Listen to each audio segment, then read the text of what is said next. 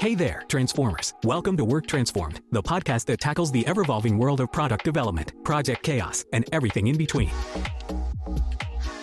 Each episode, we'll dive into the hottest trends, unpack the latest tools, and chat with inspiring guests who are leading the charge. So, buckle up, get ready to transform your work, and let's do this. Hello, and welcome to another episode of Work Transformed with me, Jackie B, and Thomas Lenore. Fair warning, Thomas and I are on a multiple cups of coffee type of day, so this one might be a little... We're still on the first cup. It just seems like I've been drinking a lot, but it's the same cup. Well, I'm on number 2, so that's fine. You all are in for a treat today. We learned something about playing rock, paper, scissors virtually that we could share at the end. That's not a good idea. Don't try it. Some people are cheaters. I did not. There is a delay, a minor delay in our virtual calls, and so it appears as though we're both cheating. No, it never appeared I was cheating. It always only appeared that you were cheating. Oh my gosh. Anywho, back to our regularly scheduled. Yeah, anyway, the solution to that is just close your eyes and then open your eyes when you're done. So anyway, yes, back to our regularly scheduled episode for our podcast. Thomas, we got a topic for this day, and it goes along with this very unorganized open. Motivation. How do we get it? How do we get it for ourselves? How do we give it to our people? How do we keep that pace alive? I actually am excited. I think this is a good topic for where we are personally right now. I think for those who are at home listening and don't even know us, first off, thank you. Thank you for listening to a podcast of people you don't know before they make it big, and everyone's listening to them. But for those who don't know, we started January 1st, started a new venture for us. We started a company called Transformation Catalyst, where we do consulting for tech companies focused specifically on how do we improve the product development process and or how do we help companies be more efficient and do what they do better. And it has been challenging in terms of, just the weight of starting a new company, doing lead gen, getting, prospective clients, and also just like a lot of the monotonous work of like owning a business and getting it started. And so I think this is really apropos for right now, because it's like, how do we even keep ourselves motivated? There's a lot of moving pieces. There's a lot of things that feel very monotonous or like repetitive. And it's like, what are we even doing for ourselves? And if you can't motivate yourself, how can you possibly motivate a team? So I am excited. Should we start with, where do we start with a topic like this? Yeah, this is a pretty big topic, but yeah, just to echo that sentiment, Transformation Catalyst, give us a call for all your transformation and change needs. Yes. And there is this like flow of slump that happens or burnout that happens, wherever you are in your career. And I think for us right now, we have been hitting the ground pretty hard with some sales and marketing things, which on one hand has been really cool to learn because it wasn't something that I was ever very close to in my career. But two, once you start doing these repetitive tasks, your eyes start to go a little crossed and start to wonder, like, am I doing the right things? I'm so tired today. It's so gloomy outside. What am I supposed to be doing? And there's all these other overheady items. So even for me, like sometimes I can just feel it in the like eagerness that I have to do certain things. Like when we first started, it was like, email these random prospects. Sure, I'd love to do that. Like I learned to do it. Now it's like, email somebody else. I guess. I mean, if you want me to, like even your outlook on certain activities changes, the less motivated you become. And so, I will say this. I don't know if this will resonate with you. So last week we did something a little different together on a working call, and we worked on our image for our podcast, right? And that was something that we hadn't done before, and it was something that used a different part of our brain, and I felt real jazzed about it after we started doing that. Like we took a break from some of these monotonous items or repeated items just like to wipe that slate clean, and we got to be a little silly with it. And for me, was that last Friday, Thursday? I don't know, but You know, I felt like pretty excited and I had some pretty great momentum after that, right? Like after that was done, I think I showed like my husband and my cousin that stopped by, like, look at this art. Like what we did they made say? You didn't tell me you showed this to them. What did they say? oh, they thought it was cool. They thought we were cool. We were cool. We are, yeah, they know us so well. You're right. That's interesting because that's not the what I thought you were gonna talk about at all. So that is interesting. And now that you say it, I think it was exciting. I think the a little part of this is also um humans are typically made to be social creatures, and I know there are some extreme introverts, like they will listen to this and be like, I disagree. But I would Yeah. say the majority of people, even if they don't want to be social on every moment of the day, like there is some value in having occasional social interaction. So I think the fact that we were able to work on something together, since we are not physically in the same place, and so we check in throughout the day, but it's a quick, hey, how is this going?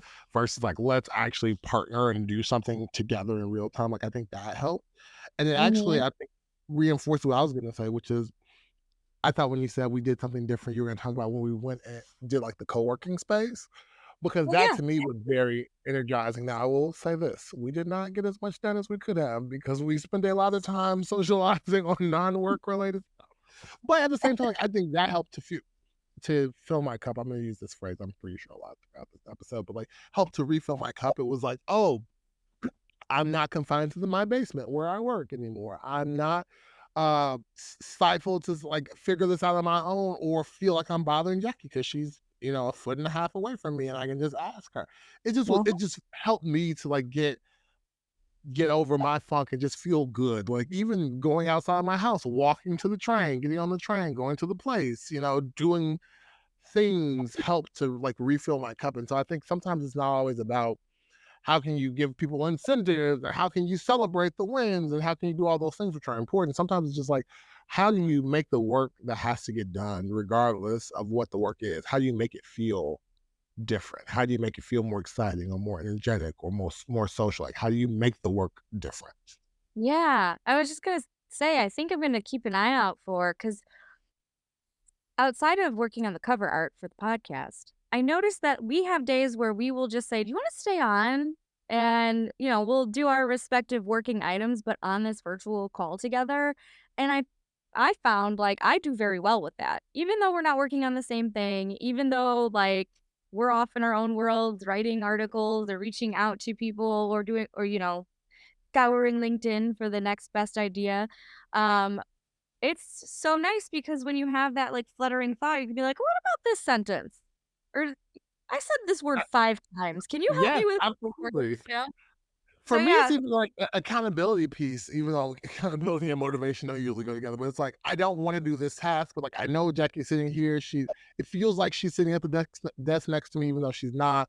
Like I just need to power through it and get it over with, which is sometimes even helpful for me because it's like I've been putting this off, but now since I know Jackie's watching over my shoulder, I'm gonna do it. And the reality is Jackie's not watching over my shoulder, but like that's how it feels for me. And so I just get the thing done, and then I do feel better afterward because it's like, "Oh, I put that off for, like, a week, and that only took me, like, 7 minutes. So I don't know why I 7 didn't minutes just do too, this yeah. earlier." Check this out. You mentioned the word accountability, and you recently helped me with something personally to be accountable for my own mental health. I like to do, like, a little outside time. Usually, it's in the form of a run that is not really a run. It's like a run, walk, jog, make it around the neighborhood kinda thing, but it always helps me to find balance and clear my head out, and the other day, because Thomas knows me so well, he said, "How's it going?" I said, "I don't know, I'm everywhere. My brain is everywhere, I'm not focused," and he just one question, "Do you think you can get a run in before the rain starts?" Didn't even say, like, "You need to do this thing." It was like, "Hey, you do this thing, this helps you out. You think you can make it happen today?" And you know what? I did make it happen that day, and it helped. Well, It helps tremendously, but I think that tethers into how do we motivate other people?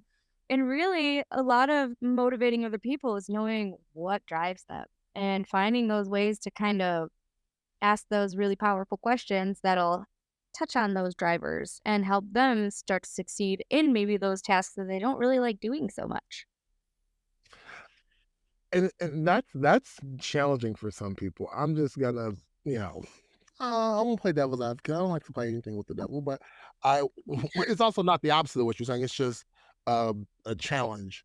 A lot of folks don't take the time to build personal connections with their team, their teammates, people that they work with, and so, that idea that you just gave around, hey, figuring out what motivates people and helping and using that to kind of spur them on or refill their cup is going to be hard for people if you don't know your coworkers, if you don't know uh, anything about them, because in order to do that well, you have to know that like this person, I noticed that when they exercise, they have a better mood, or I noticed that like they really enjoy talking about like this one TV show, and I've noticed that once you talk about that with them, it helps them feel seen, and therefore they are a lot more productive, or they're a lot more involved in conversations, or whatever the outcome is.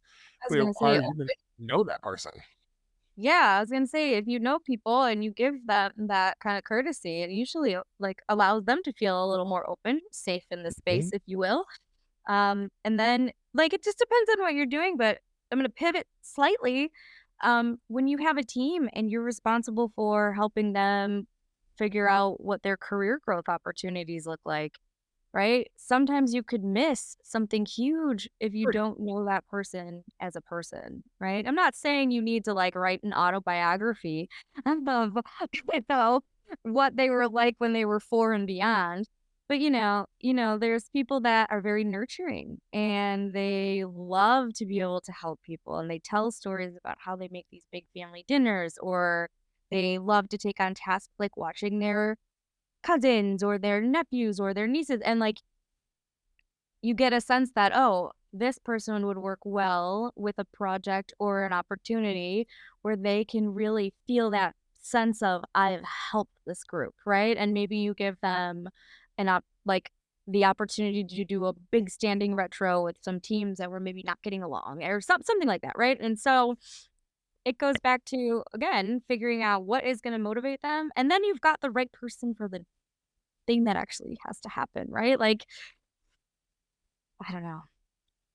It's interesting. We jumped right into like how to motivate people. We didn't even talk about how to tell when people probably need some motivation. Um, Mm. mhm. I've Sometimes they managed. yeah, Go go ahead. ahead. No, go ahead. Sometimes they just say, "Hey, I'm tired." And then they open the door quickly, but what about I those just want folks? to point out that's exactly how you play rock paper scissors. See how I was talking and you just like jumped in. Like that's how you do the rock paper scissors. Like I've already thrown out my rock paper or scissors, and then you like throw yours after. That's how this works. Alright, Um, fine. but I was gonna say I've managed a number of teams both directly and indirectly, because you have to remember I have so many people who say I am not a manager. I don't have the ability to do this. I don't have the authority to do this. I'm not empowered to do this. Indirect management of people is just as important, if not sometimes more important than direct management. So like you don't, as a project manager, for example, there were a lot of folks on the team who I did not directly manage. They did not report to me. I did not do performance reviews. I may give like some 360 feedback, but like take it or leave it. Like the manager might have gone in a totally different direction, but like I still felt accountable for making sure that those people were motivated and successful, because ultimately, if I am responsible for the project outcome and each of those people contribute to the project, then I have to make sure that they are all great. But anyway, I've managed a lot of teams, and sometimes it's evident. Like sometimes it is very clear when people are burned out or just like over it. Like Jackie said, sometimes people will just verbally tell you, and that usually requires a lot of trust. Though, like they have to trust that you are a trusted advisor or a trusted friend who they can share that information with, and you won't penalize them, or there won't be any kind of retaliation. But oftentimes you see it in people, like if you're in a project or a team where there are updates either daily or weekly, you'll notice that, like you get a lot of the same updates over and over again. It's like, oh, I'm still working on the such and such. I plan to have that ready by next check-in, and the next check-in comes and like they're still working on some variation. And they're like, oh, I'm almost done, but then this other part of it came up, and you're like, you've been working on that for 4 weeks. Like I don't know why it's taking so long to send an email, but you got to do better. Like sometimes you'll see it in just their work ethic. Sometimes you'll see it in the quality of their work. So maybe they're still moving through things quickly, but as you're reading reports, as you're looking at code, as you're doing these reviews, you're like, this is not good. And you're usually pretty meticulous. There's a lot of errors here, et cetera. They may be just pushing things out to keep the job, but like aren't really excited about the work they do anymore, or even the way they contribute in conversations and meetings. And this is the one I usually watch out for more, because I am a relationship builder. So like I notice changes in people. If you usually have a lot of opinions and feedback and thoughts, and now all of a sudden you're really quiet, like that's a good indicator. Like people are either burnt out, unfocused, or just not interested in the role as it sits right now anymore. And like those are for me opportunities where it's like, hey, maybe I should be intervening, maybe I should be doing something different. Well, I'll As leave a that. Well, I was gonna say, as a relationship builder, I don't know, when you were talking about all of this, like working with teams, like not people that you directly manage, just working with people around you and that contribute to the success of whatever you're doing. There's almost like as this relationship builder, we should write a book called The Art of Reading Between the Lines, right? Like all these different Well, I like scenarios. Yeah, right. All these different scenarios where we can kind of like pick up on these little nuances because we've observed and grown and known these folks, right?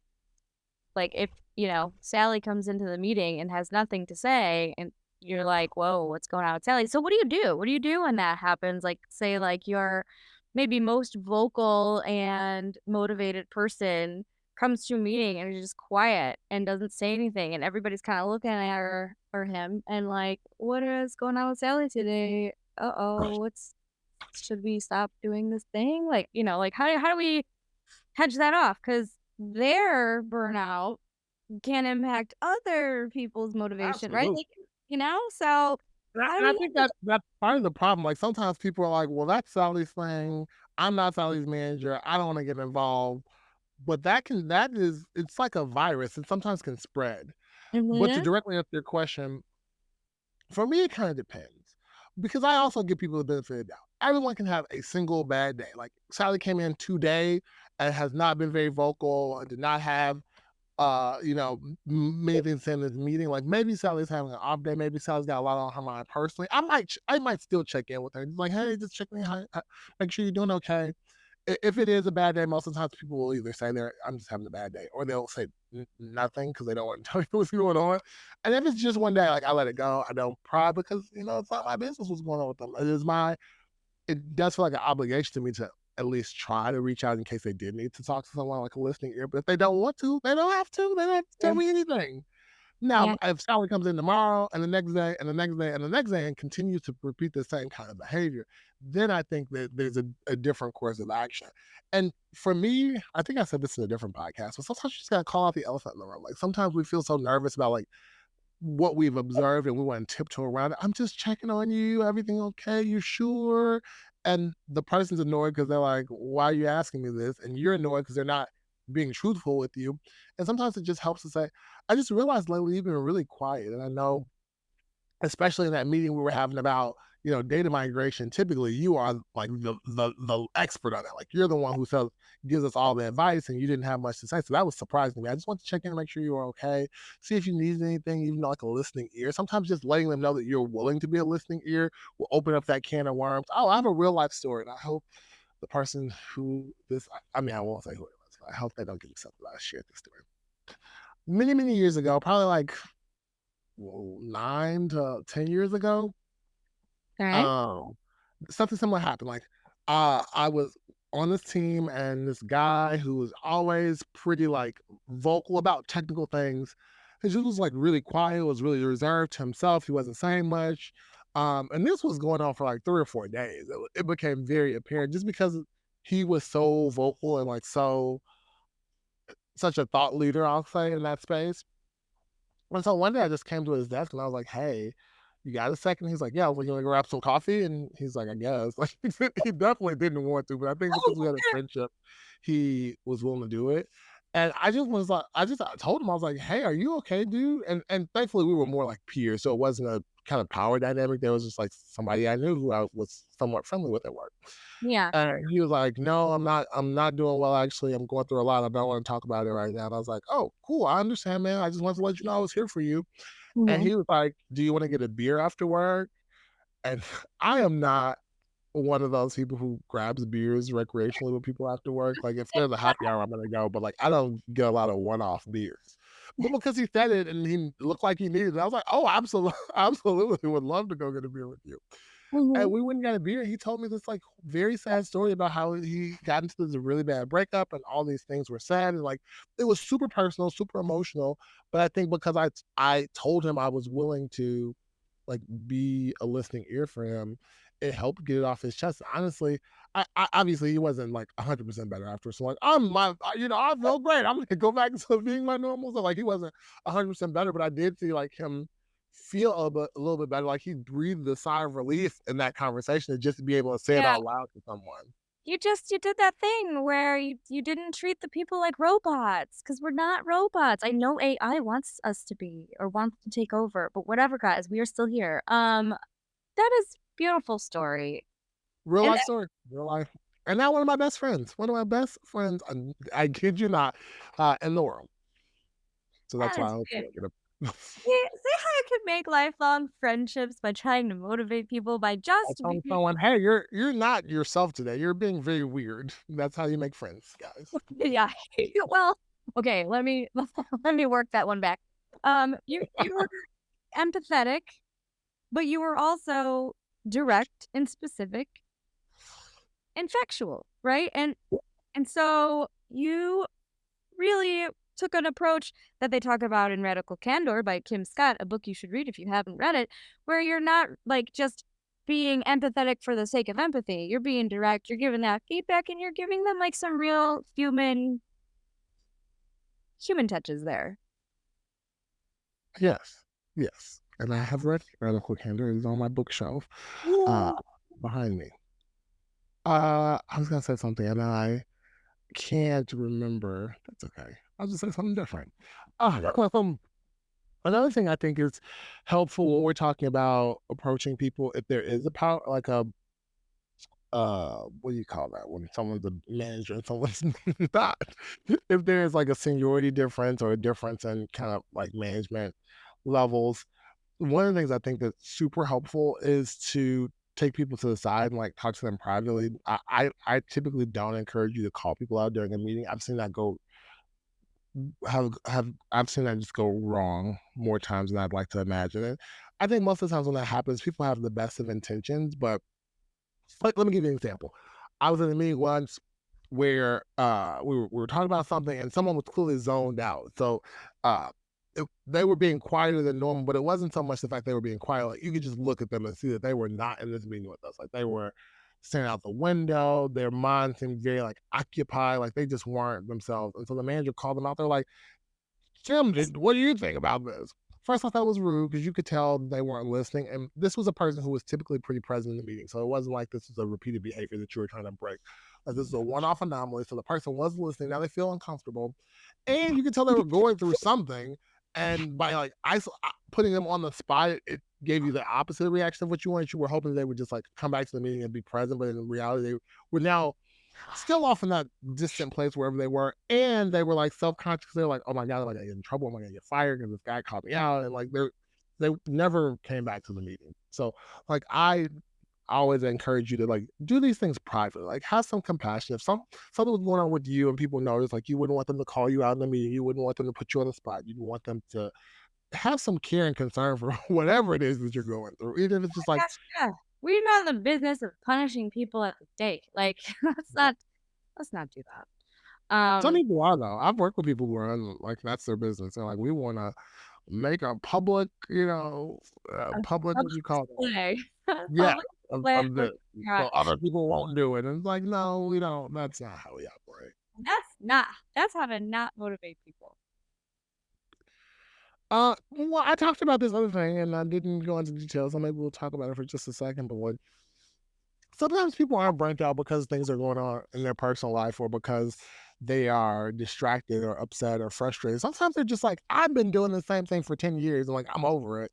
And so I think there are also some very basic fundamental things that you could be doing to make sure your team stays motivated. Like I talked about the need uh for celebrating wins, but just like Oh, yeah. acknowledgement is one of the best motivators. Like, and some people, yeah, I mean, again, this goes back to knowing people because like some people don't like public praise, but like I used to do a newsletter for my team, Huh. and it was not very often because I'm not organized enough to do like a weekly newsletter. I think it was like a monthly newsletter, but every month I would call out one person on the team. I was like, Jim created this new template that we are using, and you all have given us such great feedback. So I wanted to call out that this is Jim's template, and we love it. Thank you, Jim. And like that would be the spotlight. Or like I'd say, Sarah facilitated this really great workshop. Here's a link to like the recording so you can see it. Like kudos to Sarah for doing that. It cost me $0. It did not take very much time. But because like the things were specific, I never just said like Sarah's doing a good job. Thanks, Sarah, for doing a Yeah. great job. Like it was specific. Like she did this workshop. This is the feedback I got from the workshop. Everyone loved it. Here's a link to it. Like it took me 3 to 5 minutes to write it, but it caused someone to feel good. And it was written. It wasn't just like I said it to her personally. Like I publicly praised her in a way that helped to bring her or him or whomever I was talking about up a little bit. And so if I was demotivated, if I was frustrated or burnt out, now I'm like, oh, I'm on cloud nine because these people think I'm doing the best job ever. And so like sometimes something as simple as like praise or a gift card, that costs a little bit more money. The first thing I said was free. That one costs money. But those Yes. kind of small things sometimes are important too. I'm gonna take that a little bit further, more so for the people that you directly manage, from that Yeah. perspective on how to motivate. So, you know, that recognition element is very important. But the Right. other like thing to think about is like find out from those folks how they like to be recognized. You know, I have people that wanted to like speak in town halls and have their face on these like beautiful big meetings and like be part of it that way. But I've had others that did not want that attention that way. They wanted to be called Yep. out in email. They wanted to make sure that they were, you know, recognized by, you know, their peers or things like that. And so if you can actually get down to what kind of recognition people get the most value out of, then you can tap into that as well.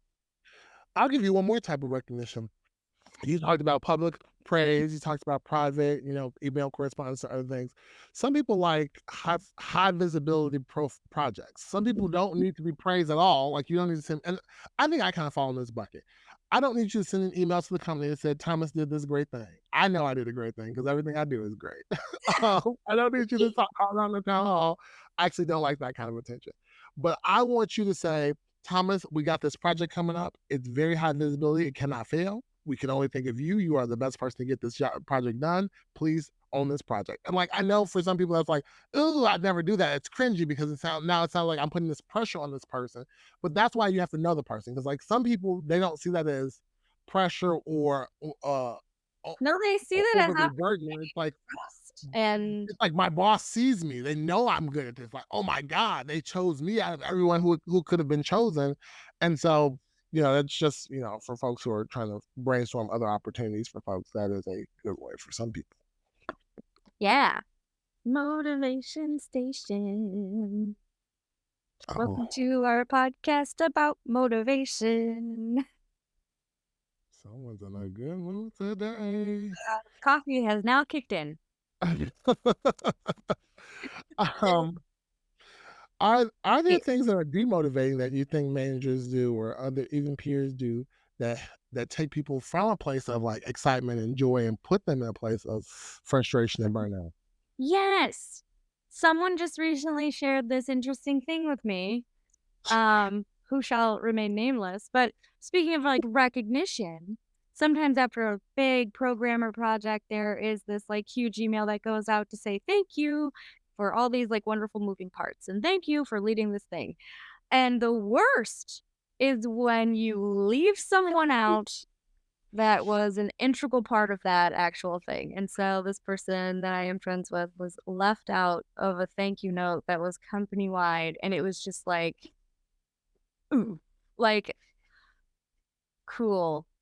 Why did I try so hard? You know, like it just like it just brings up these like negative and bad feelings and like you feel devalued and like with the current climate with like what's going on in tech anyways with layoffs and things, people are already struggling in some of those departments like, oh man, that's a bigger miss than ever. So if you are gonna send a thank you note, find a buddy, have them read it, and ask the question, who am I missing? Don't ask, did I miss anyone? Ask, who am I missing? So that you make sure that thought goes through and you're not gonna leave off someone that you're just gonna punch in the gut if you left them off a note. I'm kind of quiet over here because I have been victim of this on both ends, like being left off and accidentally leaving people off. So Okay, I so know that if you do leave somebody off, how do you reconcile that? Because there is a way to come back from it. I think there is a way to come back from it.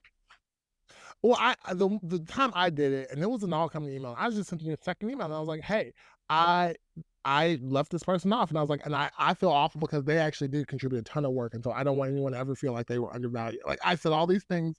It only turned out to be like 3 sentences. Like I said, like thank you, Jim. And I don't want you to think that your work was not appreciated. Like this is an error on my part, and I want the company to know that you did also contribute to this thing. Ooh, And the they were very ownership great. And they were piece. like, "Oh, thank you. You didn't need to do that." And I was like, "I did. I did need to do that." That was a nicety. That ownership piece though, like that goes huge. When you own up to that mistake, like I feel like that lands with people more than the original note itself.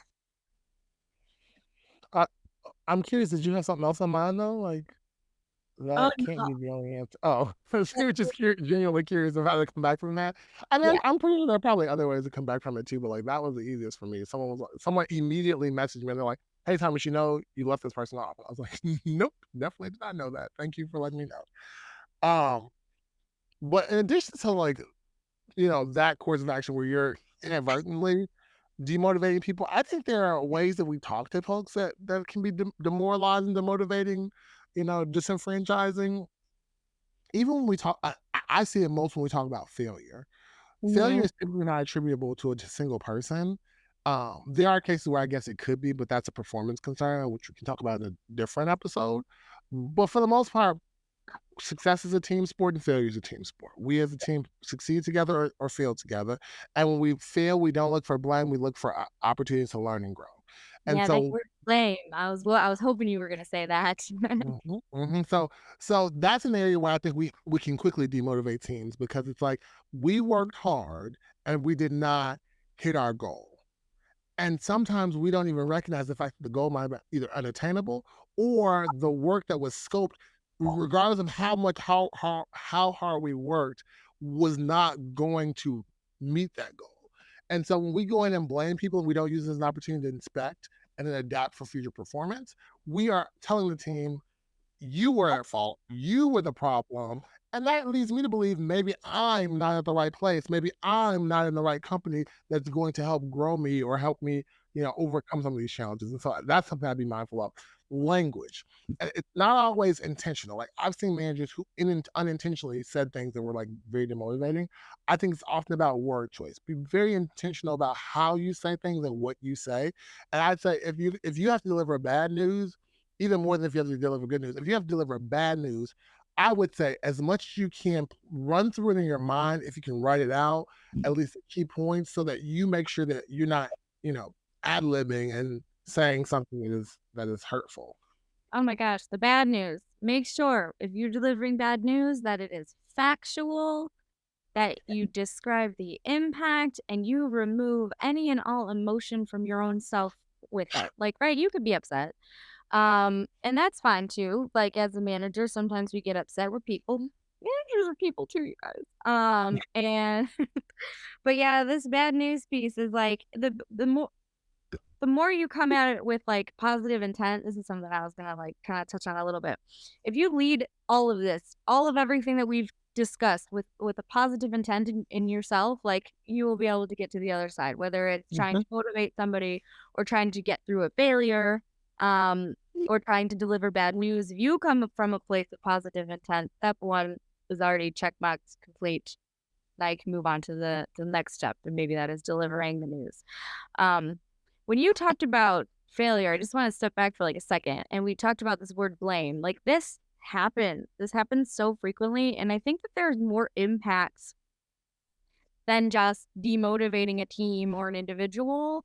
Like when you do the blame game, you really take away that psychological safety. So you have lost an opportunity to have a retro, to talk about it, to your point earlier, to like inspect what actually happened without like this layer of defensiveness. And if you remove that ability to like reflect on it, then you've removed the ability to learn that lesson from what happened, right? And you're yep. going to repeat all of these mistakes again because the door got closed because you just went blaming route. And so um that was something that popped up for me that I wanted to make sure that we touched on. Well, something that popped up for me that I want to make sure we touched on is when you use the word factual. Um, because I think factual has two layers. Like factual is um not being subjective but being more objective, like here are the actual events versus like I feel like you could have done this better. Like that is one level of factual. But the other one, which seems obvious but is not always, is like making sure what you are saying happened did happen and the person that you're saying did do it.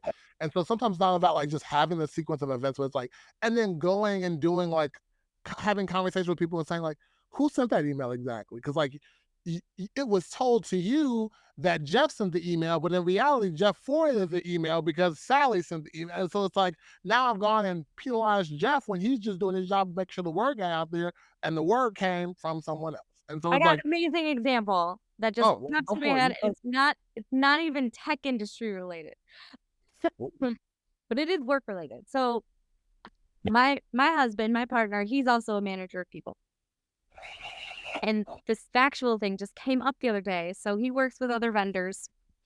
I could share what industry. He's in the beer industry, beer and beverage industry, and they work with other vendors in different stores, and they stock their shelves and they create their displays and they have all of these incentives and all this stuff, blah blah blah blah. So there was a vendor that was doing a display in a store, and there was a driver and a merchandiser. I think it was a sales rep and a merchandiser that was putting away stock. So the vendor was specific to a brand. The salesman and the merchandiser specific to the company, putting away many brands. So they were all in one place together at the same time. The sales rep and the merchandiser are swamped. They have lots of things going on. So they're just putting their stuff away. They see this vendor in the store doing his thing. So they're like, all right, he's got that. Cool. Moving on. Left there for the day to go on to their next stop. That entire scenario broke down into this humongous misunderstanding where the vendor was like, they didn't help at all. And they were like, he was there. And it turned into this he said kind of scenario.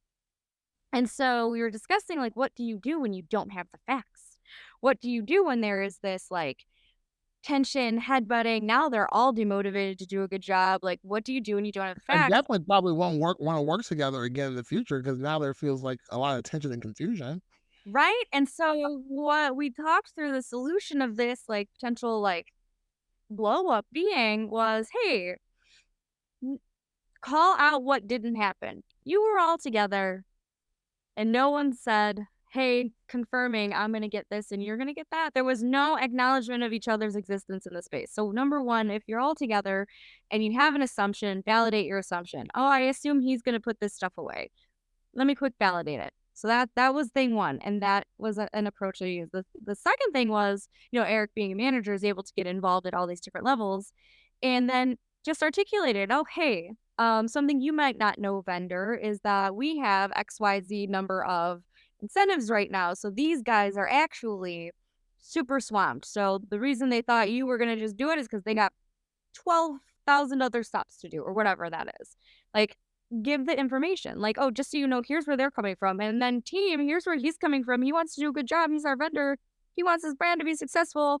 Like, we're all, like, reform that goal. We're all in this thing together. We all have the same goal here, and that is to be successful. And that totally de-escalated the situation. And then they're all able to work together now and be harmonious. Look at that.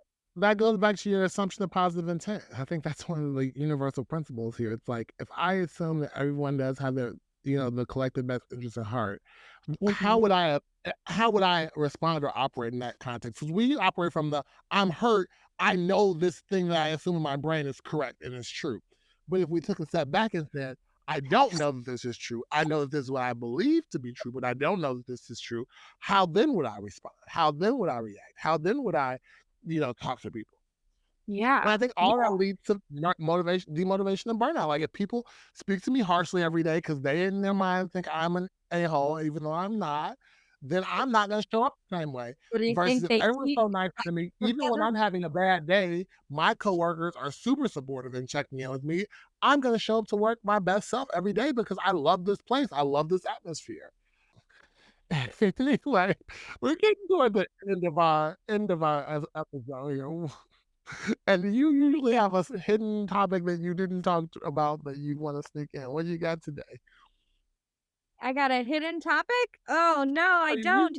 You're usually like, oh, I want to say this last thing. And this last thing I thought of, I know, right? Totally. I don't actually have a hidden topic for the day. Okay, that's fine. Do you have any do's and don'ts for us today?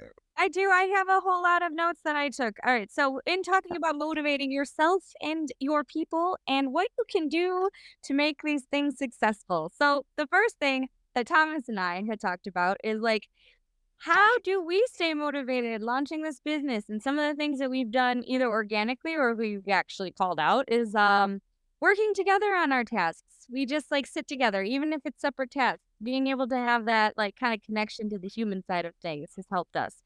And then also pivoting to some other tasks that we can work on collaboratively that may be new or refreshing or outside of the repetitive things. So if you have an opportunity to do that, even if it's for like 20 minutes, it can help you get back on track. Let's see. We also talked about motivating others, and there was a lot of words that we said about that. So what I wrote down was making sure that when you're either managing directly or indirectly, that you're leading conversations with positive intent. And I did write calling out the elephant in a room, being specific and factual. If there is something going on, if you notice somebody is being burned out or quiet when they're not usually quiet or their work is kind of declining, ensure that you are calling that out directly, factually, kindly. And if it's like a direct report, privately. Never call somebody out inside of a room with a bunch of other people. It feels bad. They're not going to learn from it. They're just going to get mad and feel We're just demotivated. gonna hate you. Okay, let's just be. We're gonna hate you. You're that guy or that gal. Mm-hmm. We did talk about some motivating things like recognition and different ways that you can ensure people are being recognized for a really good job well done. And something that we didn't really dive into too much was, but we did call out is like celebrating when the work is done, like giving people some space and some time to kind of reflect on that was awesome. This is done now. I feel good. Put a little bow on it. Woo woo. And then also how to treat failure. Don't treat failure as a blame game. We win together and we fail together. And so, be cautious of when blame starts to fly around you in your world because that can actually have snowballing effects in learning what went wrong or figuring out how to work better together going forward or, making sure you can create that same momentum. Because if you're doing the blaming, chances are you're going to bring that momentum down. We did call out a book today for like a hot second. It was called Radical Candor by Kim Scott. It's a great book to read if you are leading teams or even working with people to find out how you can make those personal connections in order to learn really what people are truly inspired by and then help them find those opportunities to keep thriving in the environment you're in. And frankly, I think it's a good book just to learn how to like say things that you're thinking but don't feel comfortable saying out loud, like how to just be radical and candid in a way that's respectful but also bold and helps them, move the subject forward. We should just like do a podcast on our interpretation of that book because that book will also kind of go through like there's a sweet spot. Here's how you get to that sweet spot. And here's what the swings are, right? And what happens if you go either too aggressive or too empathetic. And yeah. But anyway, good book to read. And drink your coffee. Get a good night's sleep. Tell a great I think that should be the title of the podcast. Drink your coffee and keep your head straight because that is the first step. Like you and both what is the word I'm looking for? Like I guess literally and figuratively. That's the word.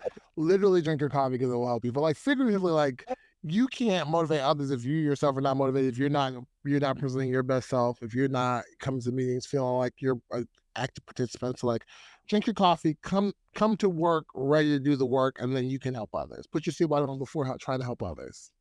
Oh yeah, it's like that airline announcement. Please put your face mask on before helping your tiny children. Yeah. Not that others are tiny children. That is literally what the airlines say. Others are also human adults. They And should put with their that, you have come to yet another episode of Work Transformed with your hosts, Jackie Bittner and Thomas Lenore. I want to hear from you all. Like, let us know. Are these episodes making any sense to you whatsoever? What do you want to hear about? Leave us a comment. Shoot us an email. You can shoot me an email directly at thomas@discoveryourcatalyst.com. Once again, thomas@discoveryourcatalyst.com. We want to hear from you. If you got a topic idea, if you have a question, if you need us to follow up on something we talked about in the previous podcast, let us know. Absolutely. And if you don't want to email Thomas for some reason, well, you should. You can also email me. My name is Jackie, Jackie, @discoveryourcatalyst.com. This is great. I would love to source some topics from people who are listening and then, drive conversation about it. What a good idea, Thomas. I know. I'm full of them. Thomas, All right, yeah, y'all. Until next week. I don't know why I'm waving. You can't see me, but I am waving. Jackie just saluted. Bye, everybody. Bye.